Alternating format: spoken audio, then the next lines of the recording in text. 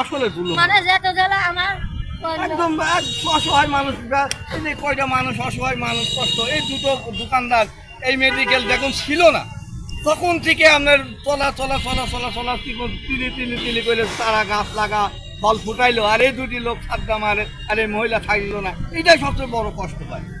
এখন নাই 2-4 টাকা বেচা কেনা হচ্ছে, এখন যে অবস্থা 2 টাকা 50 টাকা বেচা কেনা হয়নি, দোকান খুলে বসেই আছে, চা বিক্রি না। এখন যে লোকজন আসছে এখন এদেরই জায়গা নাই। আচ্ছা, আপনার নাম পরিচয়টা বলবেন?